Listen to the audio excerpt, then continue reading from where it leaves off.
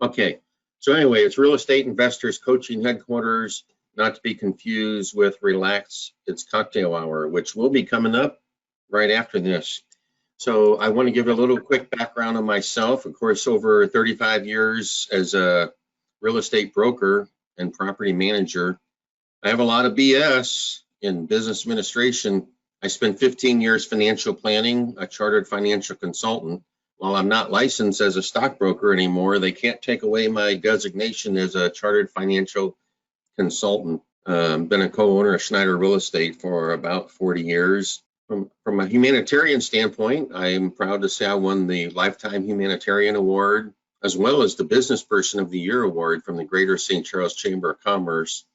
And also my fellow realtors gave me the Realtor of the Year Award back around 2011.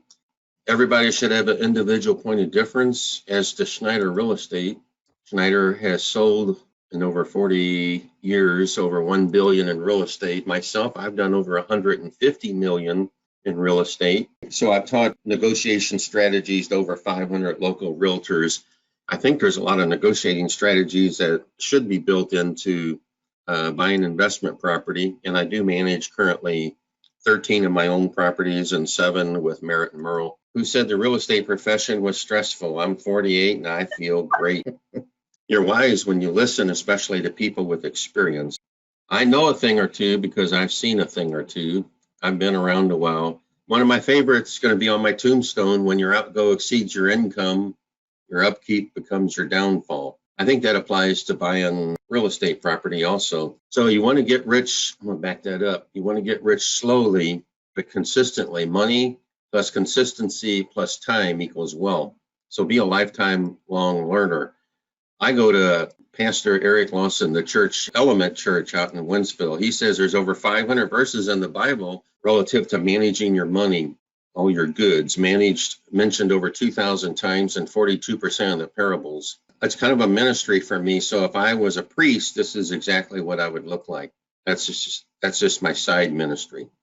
So I'm going to read this story real quick. Roy was a single guy living at home with his father and working in the family business. When he found out he was going to inherit a huge fortune when his sickly father died, he decided he needed a wife to which he could share his great fortune. One evening at an investment meeting, he spotted the most beautiful woman he had ever seen. Her natural beauty took his breath away. He said, I may look like just an ordinary man, but in just a few years, my father will pass away and I'll inherit over 200 million. Impressed, the woman obtained his business card, and 3 weeks later, she became his stepmother. Women are definitely better at financial planning than men. So I want to get into a little bit of the internal workings. This represents compounding. If somebody were to give you a penny, day 2, double it. The next day of the month, give me 4 cents, 8 cents, 16 cents, 32 cents. So what do you think that number would be at the end of 30 days? Look at how, anyway, that's the effect of compounding. It'll blow your mind. So a lot of what I like to see is the internal workings of real estate is exactly that. So let's just strip it down to its very fundamentals. Let's look at somebody who was considering renting versus buying. On the rent, and this is pretty realistic, for a $160,000 home, your rent might be $13.95. On the purchase side, if somebody instead purchased it, your payment, principal, interest, taxes, insurance, including private mortgage insurance on FHA, would total $1,100. So there's a dramatic difference right there, just to start with. This is assuming a 3.5% down payment, financing through FHA. FHA, when you take the 3.5% off, it drops down, and then you have to put private mortgage insurance back on. So the loan goes back up to this level. And assuming we financed it at 4%, and rolled into this is $1,544 upfront rolled in private mortgage insurance. We asked the seller to pay $4,000 in prepaid expenses and closing costs. And we remind you there are down payment assistance programs available right now. Bank of America will pay half of this $4,000. They'll give you $7,500. So half of it can go toward closing costs, not prepaids. And then the balance of it will buy this rate down. Renters may also need to purchase renter's insurance. I did not calculate that in, but I'm just pointing that out. So here is what the rent looks like. And here's what purchasing looks like if you break that payment down. Interest in month one would be $515. Real estate taxes $170.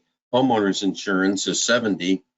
Private mortgage insurance, that's what I call deadbeat insurance. If you're putting less than 20% down, whether it's FHA or conventional, you're going to pay some private mortgage insurance, and that's the bucket they dip out of. When we went through the 2007 downturn, they kept dipping into that private mortgage insurance to make the bankers whole. Total payment $1,100. Interest, real estate taxes, and private mortgage insurance are tax deductible. So you would have 800 times 12 months, be about 9,600 a year you could deduct.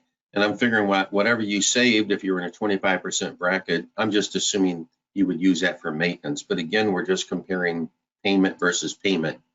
Now we're going to look at 5 years, but this is pretty fundamental. So if you're paying $1,100 times 60 months, which is 5 years, you got $66,000 invested when you were buying. Pay down of principal, called the amortization, is $16,000, and it's about $235 month one, and it keeps going up every month for 360 months, which is 30 years. A 4% assumed depreciation, you $35,000. So in year 5, you got $51,000 of equity, accrued equity. Year 10, you got 120 months of payment, and you end up with equity of $111,000. Of course, the rent, you have zero equity. At the end of 15 years, you've shelled out $198,000. You have $184,000 of equity, adding your gained principal payoff and your appreciation. And then at the end of 20 years, I don't go any longer than that, but it's shown as $273,000. So looking at it this way, rent, if I have somebody at $13.95 today, I write in my leases that your rent's going to go up by 3%. So it works in a lot of different ways. So if I have $13.95 rent and I assume it's going up by 3%, if I take 3 into 72, in 24 years, the rent will double. So you can see here, this is just the 20th year. And again, it's going to greatly accelerate in the next 4 years or so. But one of the factors I like about owning rental property is I get to send out rental increases every year. However, my payment, if I bought it as a conforming loan, my investment property, I have a 30-year fixed rate. Or if it's your home mortgage, if you were paying rent or you bought it from the landlord, you're just looking at these two different spectrums. That $160,000 home, if it appreciates at 4%, so in 18 years, your home value will double. So the amortization is going that way, and the difference in between here is your growing equity. So if you compare it, rents generally increase 1 to 3% annually, will double in approximately 20 to 25 years. There are certain short-term situations that lend themselves better to rental options. Somebody that's on a contract with Boeing, or maybe they're in the military, they're not sure what the longer term is going to be. But I have people that have been renting from me for 12, 15 years. I think it's wonderful. For me, renting will put you in the red. Instant equity can be generated if you buy or purchase a home below market value. On rent, in 20 years, you spent $370,000 counting those escalating rents. You have zero equity. The home purchase, your outlay is actually less, and your equity is around $270,000. So some of you, when you're just working with a client or whatever, just these first few slides might be helpful for them just to see. A lot of millennials today, they say there's going to be an increasing number of them renting, but I think if they saw this, they want to stay mobile and they don't want to own and take care of something. But I think if they saw these numbers, they might be persuaded otherwise. Sweat equity can be generated by homeowner improvements. One of the first duplexes I bought over in Granite City, Illinois, I stood outside of it. I could barely find the house because I don't know anything about Granite City, but I stood outside. I was not allowed to go in. It was occupied on the left side, right side was vacant. It was a veteran's repossession, and they said if you wanted to make an offer, you have to put it in an envelope and send it to Chicago. So I stood outside and I flipped it. Heads I buy, tails I don't. It turned out heads, so I made him an offer. Back then it was like 30-some thousand. But I did go in there and do some sweat equity, and back in the day when I would do that kind of stuff. Right now I'm a master delegator and I delegate it, but you can still certainly build value by putting lipstick on a building. And nationally, as to real estate, over a 44-year history, there was a 6.4% average annual appreciation. I usually use 3 or 4%. In St. Charles County, in the last year or so, we've been, bumping around that. But over a longer haul, I'm going to usually use conservatively 3 or 4%. There's also tax benefits on the deductibility of interest, real estate taxes, and private mortgage insurance. And important, I hope you guys are familiar with this, no capital gains tax on appreciation gains for homes occupied 2 of the past 5 years. So Amy in the office, we talked about it this morning, she lived in her home over in Lynbrook for about 13 years as a single person. She was hooking up with her boyfriend, eventually now her husband. She was talking about turning it into a rental until I pointed this out. If she rented it out for 3 years and 1 day, and let's say she had $100,000 a gain, she would have to pay and then sell it 3 years and 1 day. After having a renter in there, she can no longer say she's lived in it the last 2 years of the past 5. And then if she would have sold it, decided she wasn't fit for rental property, she'd have to pay $20,000 or 20% of the $100,000 gain. As a single person, you can have up to $250,000 of gain, and you can do that as many times as you wish. As a married couple, you can have $500,000, and you can do that, of course, every 3 years. If you're a builder, or say you're a young whippersnapper and you build a house or spruced up a house, you can move into it. Very little down payment if you moved into it, because you could probably buy a duplex or single family up to a 4-family FHA, 3.5% down, move into one of the units. You could sell it and have some capital gains forgiven. So anyway, we'll move on. There's an intrinsic value to pride of ownership. The homeowner can make changes to the home or decorate according to their own desires. And lastly, studies confirm that home ownership provides a positive correlation in enhanced self-esteem, educational achievements, and civic participation and civic crime prevention.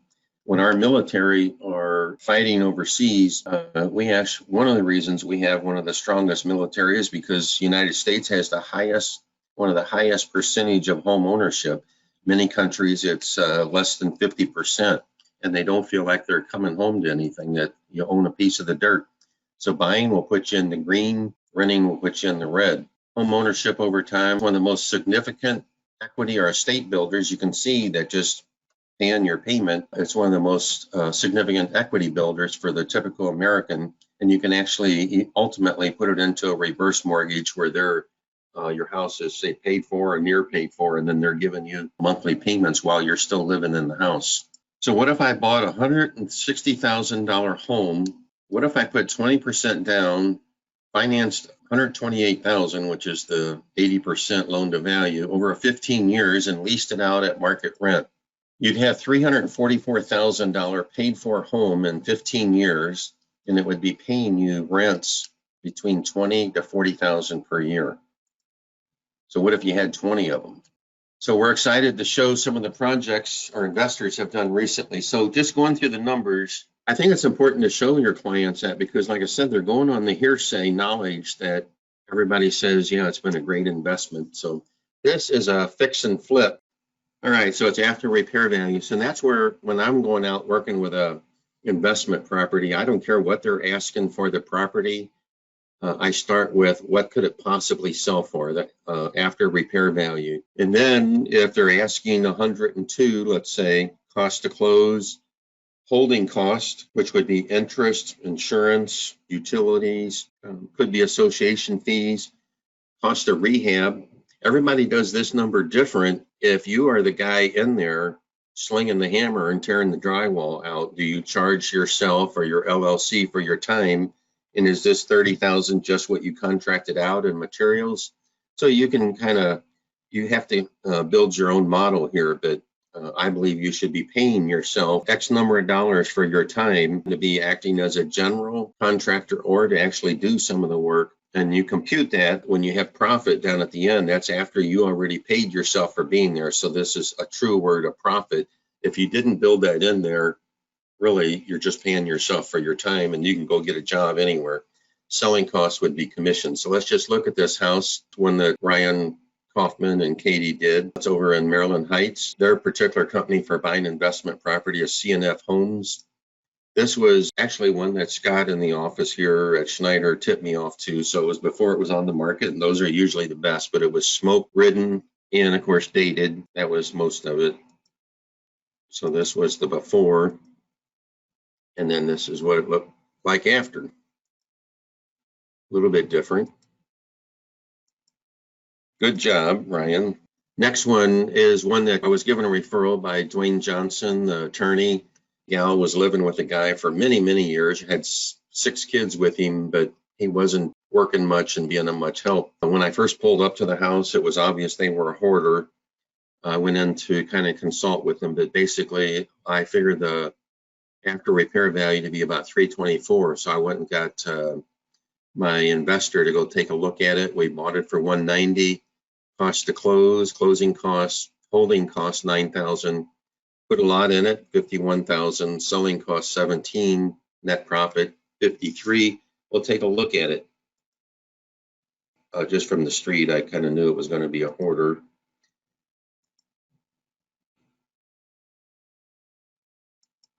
There was writing on the walls and things of that nature. Purple walls. So here's the after.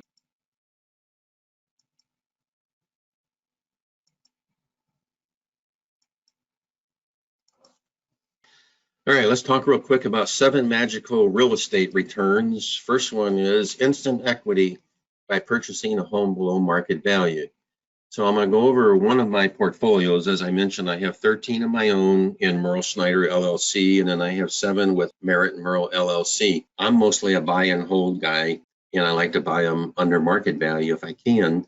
So we did buy one, Merritt and I was out in Lake St. Louis. I was actually trying to buy it as a short sale. First was referred to the tenant by my son, and she didn't know, this gal Erin didn't know what to do because she kept having people knocking at the door wanting to look at the house, and obviously it was up for foreclosure. So I sat with her to give her some coaching. I went out there and she invited her girlfriend over one evening, and I coached her on how to protect herself and told her I would negotiate with the landlord and try to get a good referral. And if she moved out, he wouldn't hold it against her because, things were obviously going down. So I wrote an offer, actually got in touch with the landlord. I ended up chatting with him and wrote him an offer as a short sale. But by the time I worked with the lender to present it, it was too late. It was already going into foreclosure. I think I was going to offer something like 175. I figured it was worth about 220. When it went into foreclosure, I just showed up at the courthouse steps. Merritt and I had cash. Not too many other people were there, but we ended up buying it for 156 cash. We put about 13 lipstick in it, carpet and paint, went and refinanced it and got our cash out. So we basically had no money left in it. We cashed out all of our 156,000 because it appraised for over 200. Now it's worth about 2.25. Sweat equity, that's where I either do or you do some stuff, or in this case, we had Family First do some stuff fixing it up. Appreciation, we talked about appreciation. All these can happen simultaneous. Rent, cash flow, I buy properties, and I'll talk to you about if you had one that was 180,000, take 10% of that and divide it by 12, 18,000. That should pretty much be your rent. So let's do that real quick. 180,000, $18,000 divided by 12. Your rent comes to $1,500 a month. That's pretty doggone close. Amortization, we saw that chart where we're amortizing when the tenant is sending you money. I just turn around, I just recorded all the rents today because they're all due by the 10th. We send it off to the mortgage company and they keep paying down. Depreciation is another nice feature that you'll get as an investor. Subtract the dirt. So if you bought that $180,000 house, and if your CPA says the dirt is worth 80, then the house, the improvement is worth 100, and you can depreciate that over something like 18 years. So you get a little write-off each year. If you're doing fix-up on the property, like I do sometimes in between tenants, the CPA has a choice, depending on how much you spent and what you did. They may write it off this year as an expense, or if I put a roof on, they may depreciate that over a 10 to 18 year period, and I may not get that entire $8,000 roof written off in 1 year. Leverage of excess equity. So I keep a spreadsheet, I'll show it to you in a minute, any equity greater than 80% loan to value. So some people are in a hurry to pay their property off. I am not in a hurry to pay my property off. I'm into getting into it as little of my money as possible. And if they could give me a 40-year loan, I'd take a 40-year loan. But once I do, if you had a $200,000 property and appreciated the 200, take that times 80%. That's 160,000. If you have 100,000 first mortgage, I subtract that first mortgage. I have 60,000 of excess loanable value that I can go to a bank, get a second, and with that 60, I can just buy 2 more properties. So I'm going to keep leveraging until I'm getting into the older years where I don't want to leverage anymore, and then I might start paying some of them off. But right now, I'm in no hurry to pay anything off. All right, this is a totally different approach. This was not a fix and flip. Leo and Jennifer just happened to play racquetball at Beta, and he's always there working or whatever, and he always hears me talking about investment properties. He said, would you sit down and talk to us? So they started buying, and they had quite a bit of money, so they formed what they call Gray Fortress LLC. Had a purchase price on the first one, $188,000. Closing costs they paid themselves, or you can ask the seller to pay a down payment. So they had $42,000 in it. Gross rent $1,595. Their payment, principal, interest, taxes, insurance. There is no private mortgage insurance because they put 20% down. So we can call that your pity payment. PITI, principal, interest, taxes, insurance. You subtract that from the rent, you have $381 to start with. What's going to happen to the rent? It's going to go up by 3% a year. So let's do that math real quick. Let's take $1,595. You guys watching me? $1,595 times 12 is $19,140. So if you move, that's 10% if they paid about $190,000, $180,000. So that those little rules of thumb. Look at this property. It was pretty much move-in ready. It's right over on Sunny Hill in St. Peters. I'm sure they did a little something to it. Jennifer's pretty handy with stuff, doing painting of cabinets and stuff, but they didn't have to do much of anything. This house was ready. So we went out and bought several of them. Here's another one they bought for $190. This is the price range that I happen to like, just this general price range. With Merritt has been a worrywart on my 7 that I have with him. He's always texting me. He's not real involved in the management, but he thought with this COVID that they wouldn't be paying rent. April, I got all 7 of them. I got all 13 of mine paid in full by the 10th, which is the last day they can pay it of grace. And then this month, I just got all 20 of them paid. But I just think you have a better chance when you're in the lower price ranges and they're working at Snow Cone, Dairy Queen, whatever, working at, as an Uber driver, the chances that they slip on a banana peel and can't make their payment, I think, are greater. These people take care of the house extremely well. But anyway, this one rented for $1,495. I helped them lease up the property. This was one out in Wentzville. Again, we didn't have to do much of anything. It was pretty much move-in ready and just start renting it out. I sometimes ask the listing agent if I can start advertising it before we actually close on it. Sometimes I'm able to do that, able to show it. Sometimes I can just advertise it, but not show it.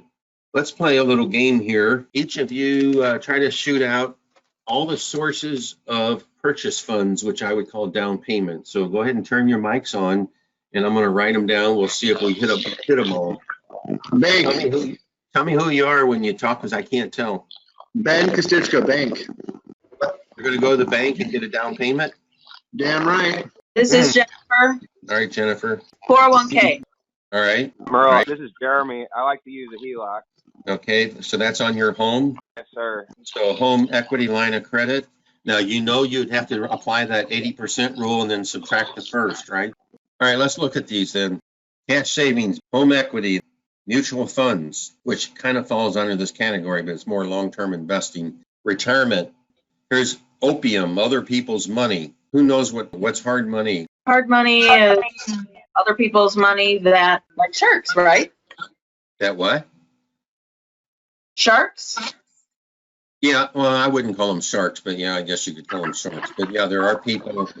So anyway, yeah, there are people. So like the house that Ryan bought over in Maryland Heights, if the ARV looks really good and you're buying it low enough, they are not real concerned about what your credit looks like. You could have actually damaged credit. They want to know more about your experience in fixing and flipping and what the spread is, because if they have a lien on the property, the hard money lender, a private lender, has a lien on it. Let me tell you a quick story where I was praying that the people would default. So I had a tenant who, when they were moving into my house over in Harvest Ridge, he's a car salesman. And he says, Merle, I got the cash for the down payment. I got the cash for the first few months rent. He told me ahead of time, he said, just want to let you know I'm in the middle of a divorce and I will probably file a Chapter 7, but I just want to let you know I'm not going to file against you. So anyway, he moves in, everything's fine. Of course, his girlfriend is the finance manager at the dealership. So I don't know what was going on there. You know, somebody was dipping in the company ink. After about 6 months, he sends me an email and he says, hey, Linda and I were looking at a house out. It's a new construction house. It's done. It's inventory. It's about $220,000 out in Wentzville. And I know you have a lot of connections. This is his email. He's like, who do you have as a private lender who could maybe finance that for us? We'd like to move into it and then eventually get a loan of our own. So I thought about it and I thought, well, I'd consider it. I sent him an email back. I said, how much cash do you have, Dennis? And I knew that no matter what he said, I was going to say not enough, that he wouldn't dig deep enough. So he came back and he had something like 15,000. I sent it back. I said, not enough. What do you got under the mattress? What's mom got? So he came back with an email a week later, 25,000. I said, let's go out and see the property. We went out and looked at it. Basically, the bottom line was I bought it from the builder, got my own financing. He put his down payment money. I used his down payment money, had the builder pay the closing costs. The builder was paying 3% commission, which was about $6,000. I put that in the bank and we closed on it. And I wrote simultaneous to that, I wrote a lease purchase agreement, and all that down payment money that Dennis and Linda paid would apply to it. You can buy it. I raised the price by 10,000. I said, no matter what, I have to make 10,000, and your monthly rent payment to rent your house is my PITI, my payment, plus 500 a month. So I have to make 500 a month, which is 6,000 a year. And if you do in fact buy it, it's 10,000 on top of whatever price I paid for it. So when we're doing the final walkthrough, Linda says, so Merle, why are we paying so much and all this stuff? And I said, Linda, I wasn't looking for a house. You were. This is my terms. And frankly, every day I'm gonna kneel down on the side of the bed and pray that you and Dennis default. And that means the 6,000 the lender gave me is still in the bank. You made my down payment for me, which I appreciate. And you paid me 500 extra a month for however number of months until you defaulted. So I'm just saying, if you have it set up in such a way, I actually would have turned out better if they defaulted. They did end up buying it and closing it. And that's when I first met Tracy Everman. She ended up being their lender many, many years ago. And they did end up getting into a fight later on after they bought it. And he ended up calling me and I sold it as a short sale during the 2012 downturn. And I made about 8,000 commission on it again. So that was kind of fun. That's the overview on hard money. You can actually buy a house and fix it and flip it, or you can buy it, fix it, hold on to it for a while, get a renter, and then talk to the bank about refining, get rid of the hard money lender, and you bought that rental property and have your 20% equity with no cash or savings of your own. So it's, if you work the numbers, there are some properties. So those who are buy, fix, and flipping, in my opinion, you should have a strategy that every third or fourth one, you're going to try to hang on to it for long term, because while I'm sleeping at night or during the day, I have my 20 properties. I can do better than some of the people that are going to be fix and flipping, fix and flipping, fix and flipping for the next 20 years. So you can fix your way out of the fix and flip to where all I do now is just, I don't ever lift a shovel. I call the maintenance people. If it's something, I just text them, collect the money, and make a few decisions. And I think I'm making more money than most of them that are still fix and flipping. The tax write-off? Well, I'm saying you can afford to have a professional come do it because you're making so much. You kind of need to counterbalance with the. Well, yeah, and I just think you should evolve. Like I said, the house back in Granite City and many of them, I did all that. When I built my house about 28 years ago, I moved out of a rental property. It was between after the divorce and all that. But I didn't buy a lawnmower, and I've never owned a lawnmower since then. I don't think it's a good use of my time, what I would bill my time out, plus the fact that I could get hurt or fall off a roof or whatever. So my dad always said, if you use your brain, you don't have to use your back. So you should evolve to a point where you're not doing your own repairs. So here's the ways that I think our program, Real Estate Investors Coaching Headquarters, can help you. We're here to motivate, encourage, guide you through the process of real estate investing. I can provide some one-on-one consultation, as our agents here can do for you, assist in finding and viewing the properties, giving you a second opinion. We assist in evaluation strategies and budget planning. So before somebody buys, I tell them, I want to see what your budget looks like on paper. If you choose to rent your properties, we screen and lease up the rentals, property management consulting. I haven't had an eviction in probably 20 years, but again, it's the price range, and I think I have a good background check.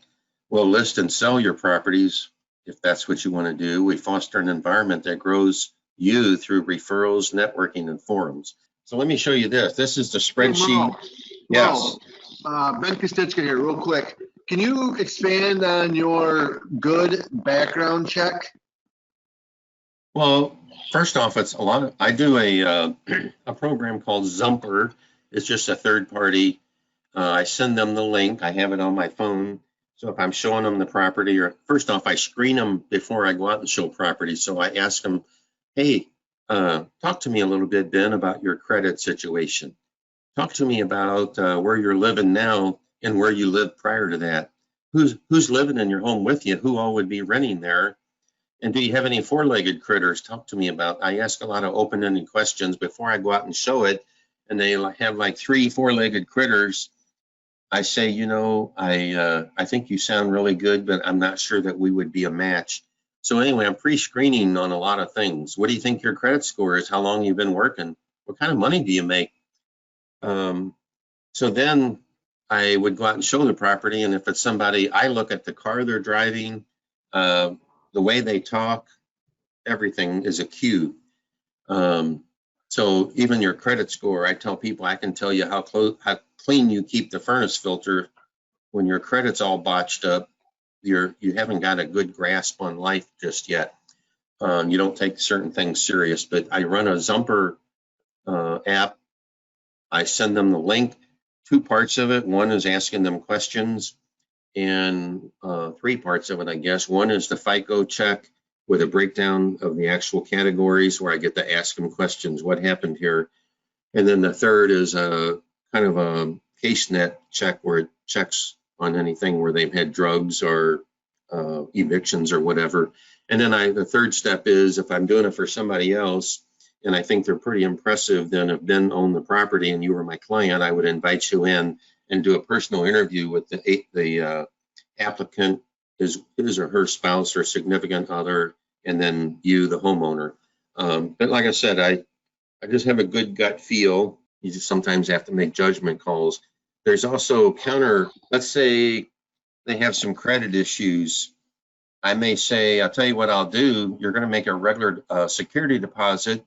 I don't make it exactly equal to the rent. So if the rent's $1,590, I'll make the security deposit $1,500. I don't want them to sound the same because I say rent is rent and deposit's deposit. And the deposit needs to stay in place until after you're out of the house.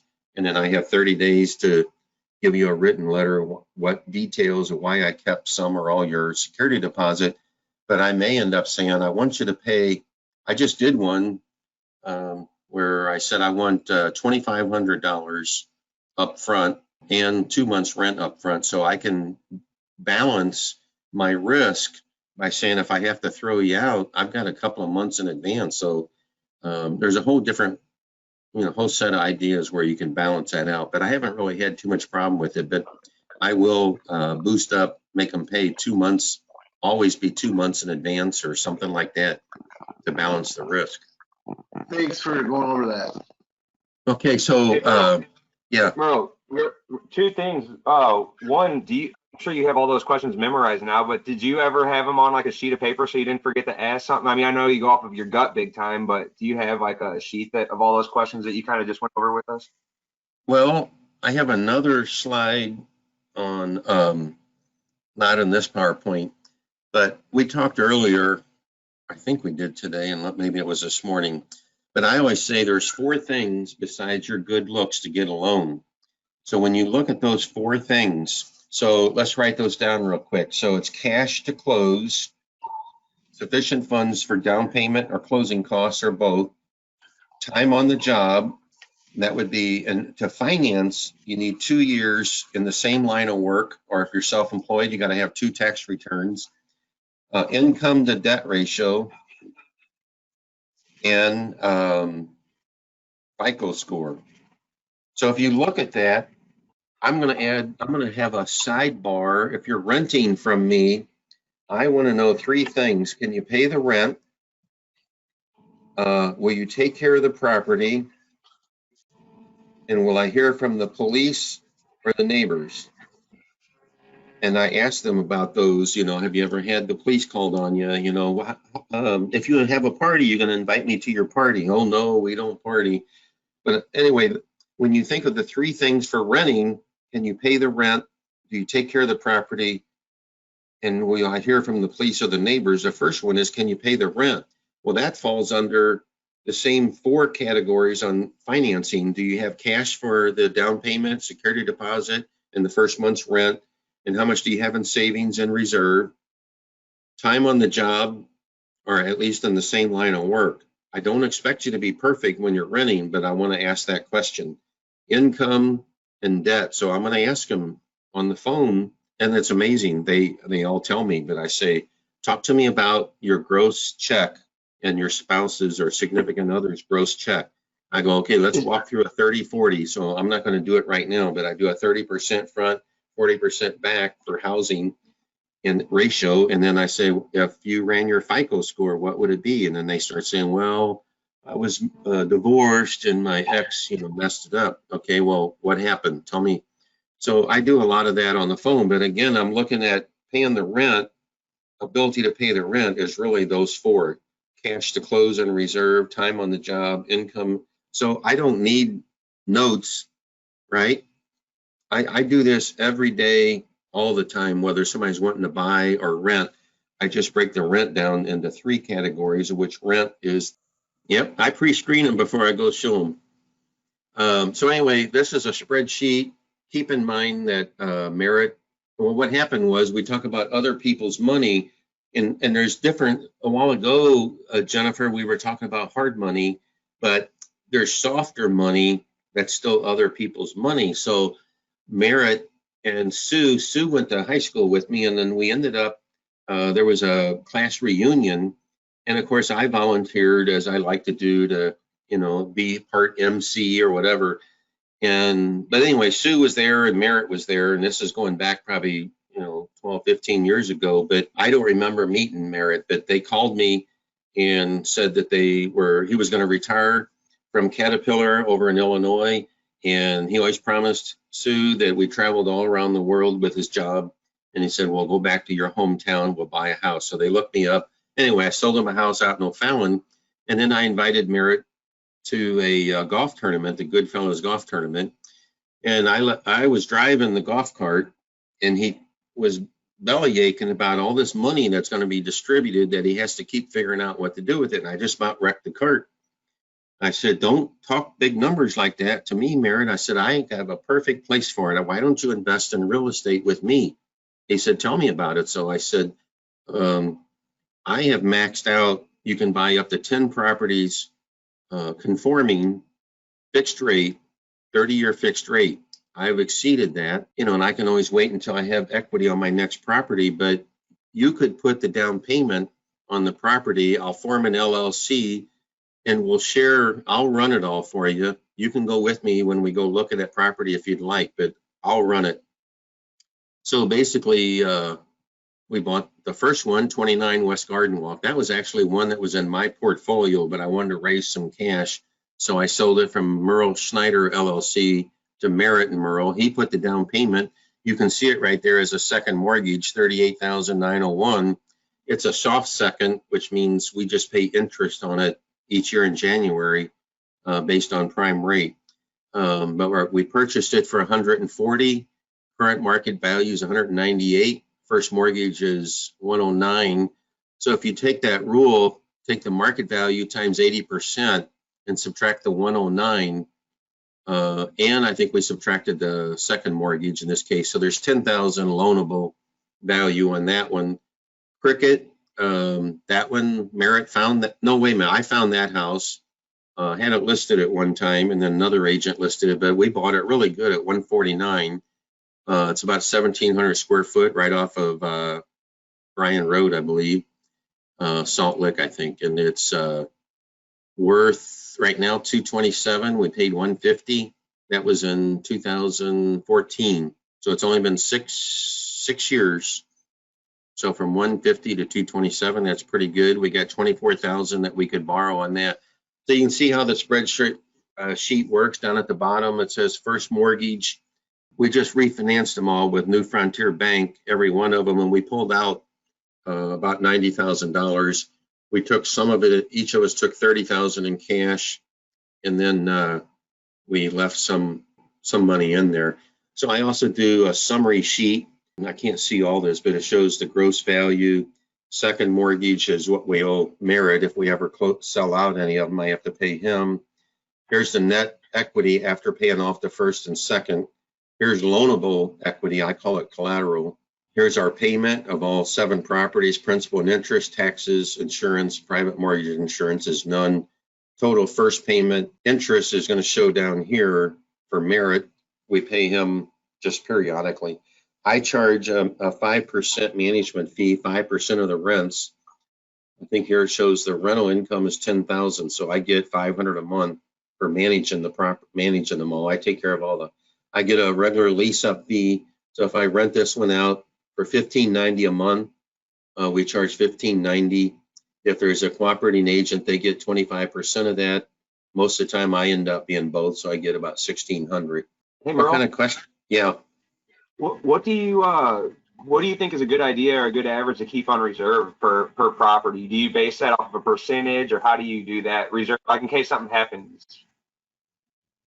Yeah, I would say definitely you need to have all your security deposits. So each one of these, but we keep about 40,000 in there in reserve above and beyond paying back security deposits. But like I said, if you guys could find somebody, every time we buy one of these, I make a commission. If we sell one, if I lease it up, so I'm going to show you some numbers from my perspective. But anyway, it just continues to get better. Let's look at another slide once. That's pretty neat. I had a CPA, and he's not working as a public accountant, but he's a nervous Nelly, and he wants to be an investor, but he keeps asking me questions. Well, he ended up putting together this from all my talks with him. He put together this Excel sheet. So let's say you had a purchase of 200,000, 20% down is 40,000. You borrow 160.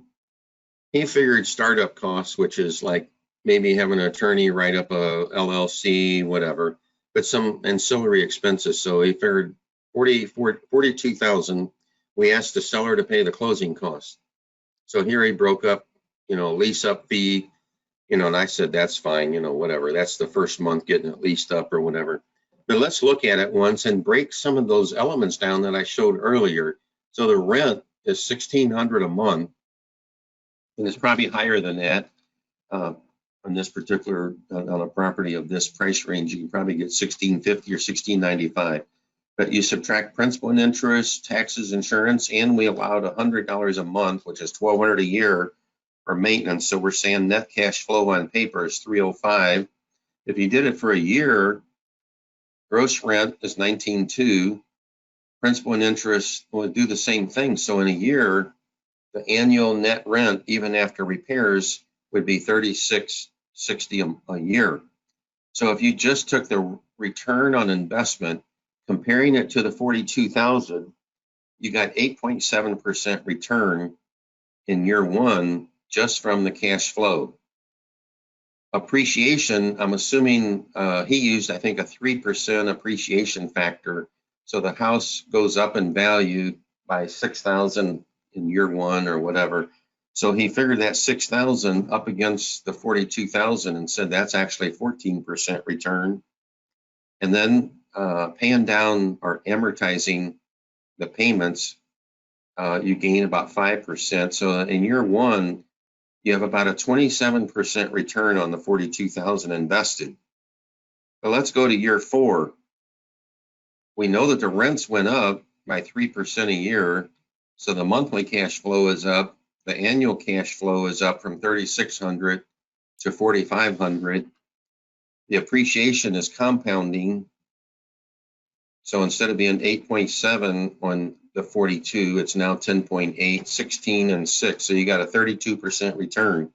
By the time you're in year 10, you're not doing anything different. You're just managing the property. He also made the repairs go up by 3% a year, but you're still at a 42% year over year return.